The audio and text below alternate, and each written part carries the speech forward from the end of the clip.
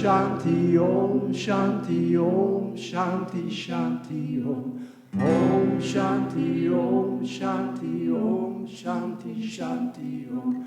Om Shanti Om, Shanti Om, Shanti Shanti Om. Om.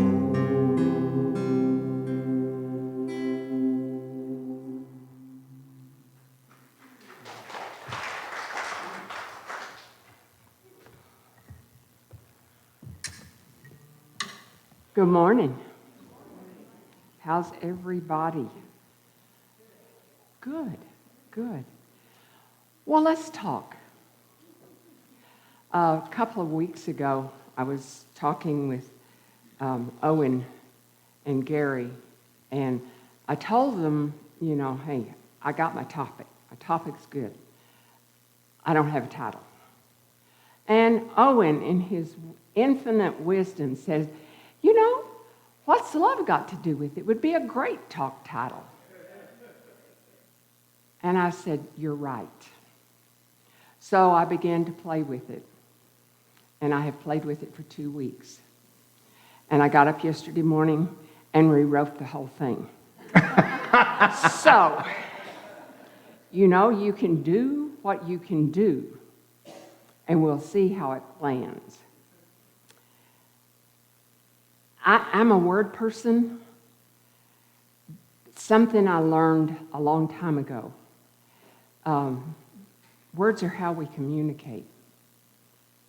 And if I don't have a clear meaning of a word, then I might not use it exactly the way I wanted to.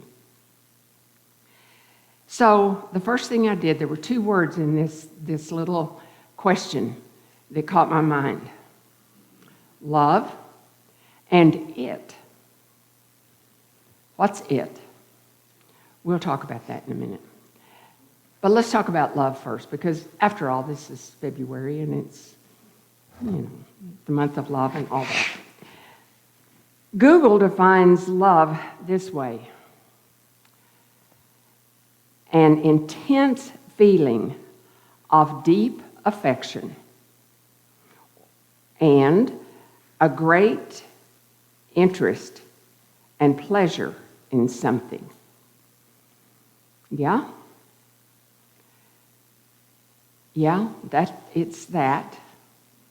But we know that there's more to it than that.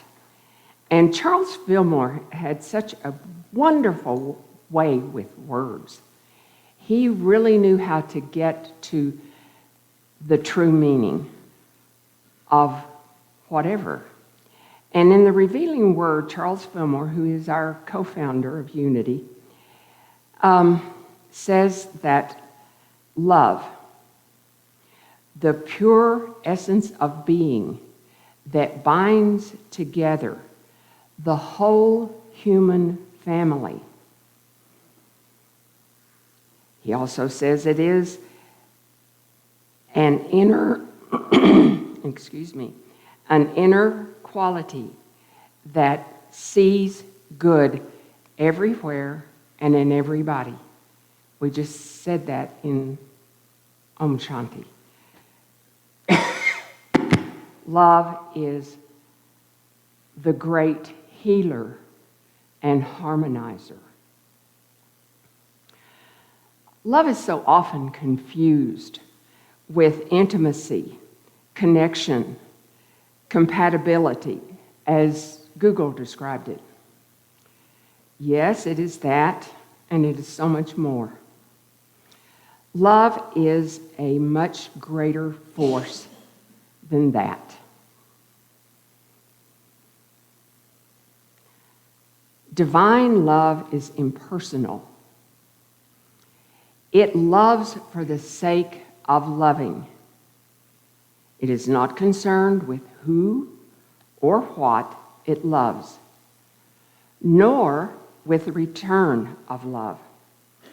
Love is an inner quality that sees good everywhere and in everybody. I love Rudy's music and his interpretation of things because he says everything we could just take his music and go home and we'd be fine. But I have words on the paper, so let's get to that. Divine love will bring your own to you.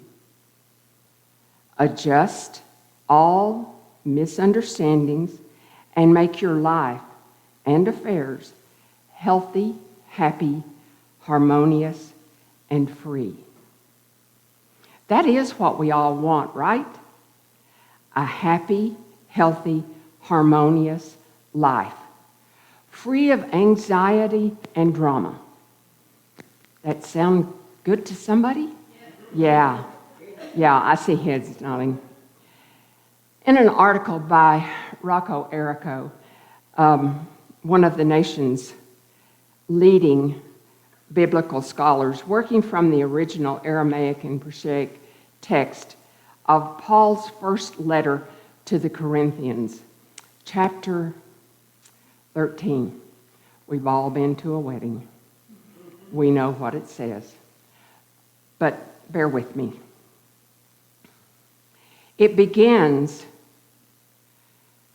with, if I speak with the tongues of mortals and angels, but have not love, I am nothing more than a clanging cymbal and a noisy gong. Paul then explains what love is and isn't. Love is patient and kind. Love is not envious or boastful or arrogant or rude. It does not insist on its own way. It is not irritable or resentful. It does not rejoice in wrongdoing, but rejoices in the truth. It bears all things. It hopes all things. It endures all things. Love never ends. Paul ends this little chapter with a statement that I love. And now faith, hope, and love abide. And the greatest of these is love. Errico goes ahead and asks and answers a question that has been playing around in my mind for a long time. He says, why and how is love greater over faith and hope? Why is it greater over faith and hope? Faith is important, but it is love that upholds and strengthens faith. And it is not just desire that is held in thought and mind that brings about the manifestation. Rather, the depth of love when one needs when one feels what is needed. So, for faith and love to truly be sustained, expressed, and fulfilled, they must be guided and come to the inner being of love. This is why love is supreme in everything in life. Without it, our souls shrivel, our hearts sadden, and our spirits no longer energize life and meaning. Love never ends. But what happens when we are confronted with the unexpected? It's the itness of life. Those things that we don't expect. And it becomes a very big piece.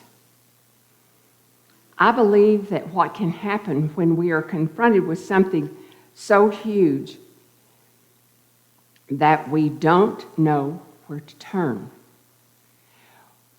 we temporarily, focus on the word temporarily, forget the truth of who we are, according to 1 John 4:16.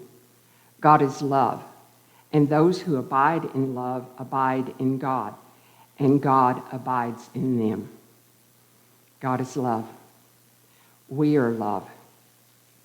One of the things that I learned during my personal development on my trek to become a licensed Unity teacher was that words always have a deeper meaning. And there's a word that just keeps coming up in Scripture that in what I've talked about today, and that word is abide. Does everybody have a clear understanding of abide? In biblical terms, abide is to dwell, remain, be present, be held and kept, depending on how that works. How that works in these instances is this: God is love, and those who dwell in love dwell in God, and God dwells in them. I've often heard people ask the question, where was God in all of this when something huge happens that they cannot wrap their heads around, so to speak? What has God got to do with this? Where is God in all of this? Or in it?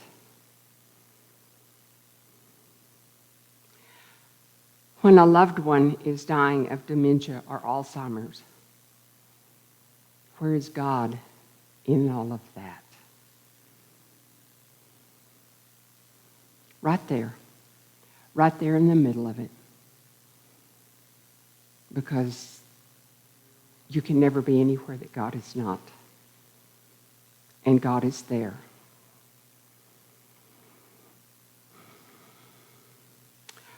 What about during the polio epidemic that a few of you in this room might remember? Where was God in all of that? He was right there with every person, with the research team. God was there doing what God does, and that is to love. What about during the tsunamis with the massive destruction and the death of so many thousands of people? Where was God? He was there, right there, doing what he does, which is to love. And I could go on and on, but you get the idea. You get the point I'm trying to make. I believe that God is right there with his beloved creations, regardless of the situation or the circumstance. God is there.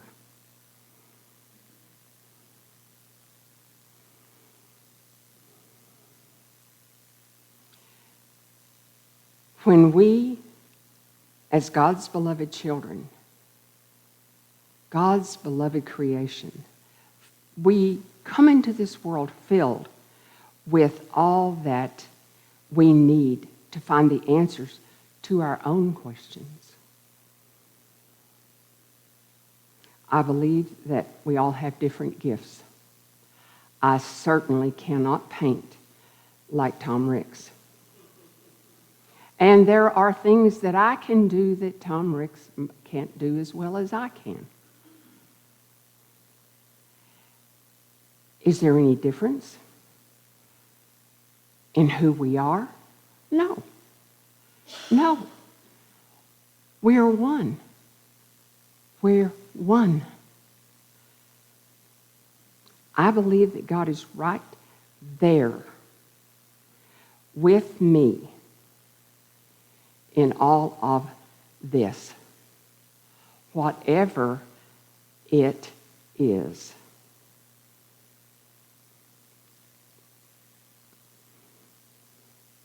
I can never be anywhere that God is not. Neither can any of you. Wherever you are, God is. I've been a caregiver for a friend that is now undergoing an evaluation for a liver transplant.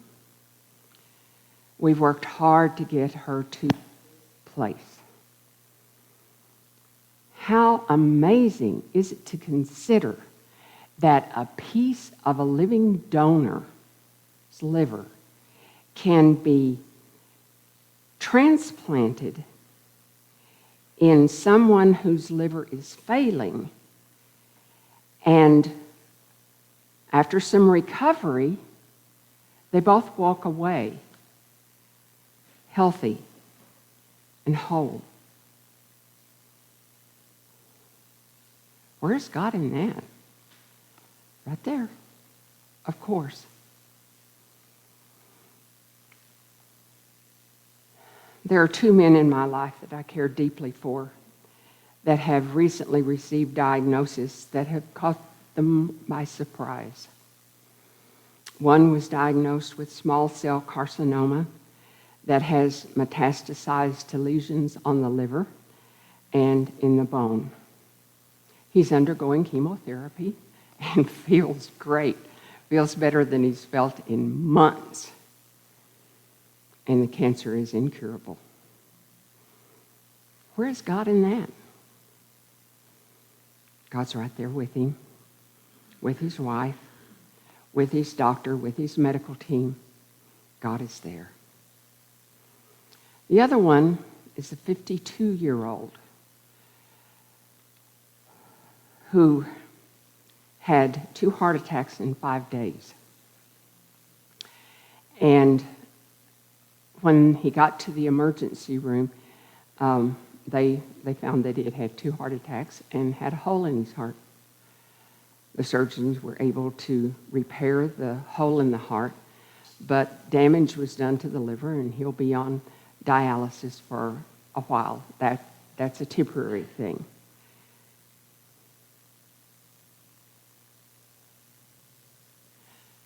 So where was God in all of that? Right there. Right there over the whole thing. And then with the doctors, his partner, his mother. God is there. God is there.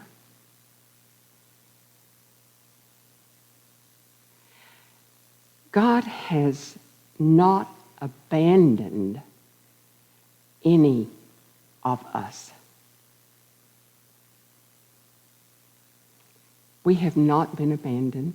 We are not separate from our Creator. We are one with our Creator. All 3 of these beloved outcomes will be different because they come to their situations from a different perspective. No one else can change anything for another person. It's their experience, and they get to live that experience. We are one with God, one with one another, and all creation.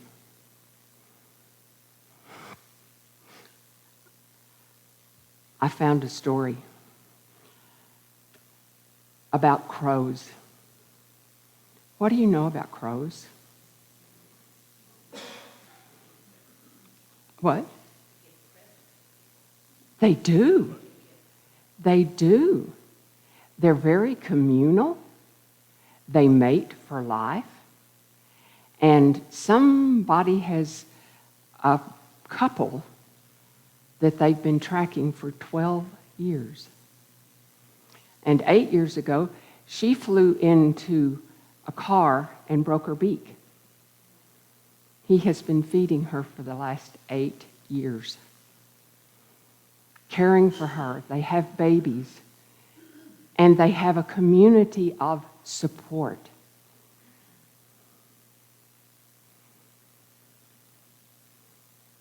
How different are they really from what we have here?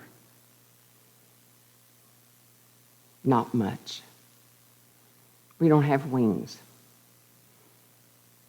And they don't have, I start to say they don't have feet, but they do. Only, here we go. Let's finish this. I fell in love with the Crow family. All three of these are near and dear to my heart. And I hold them very close, knowing that God is doing exactly what God does in their lives. So, what is the itness? That it that you might be dealing with? Is it something financial? A relationship? Is it a diagnosis? Is it unforgiveness? What is it? Whatever it is, can you allow yourself to see God loving you to a solution? I can. I can see God loving you unconditionally. I see love living, moving, having its being in you as you. And if you can't see that for yourself right now, will you let me hold a sacred space for that to happen until you can do that?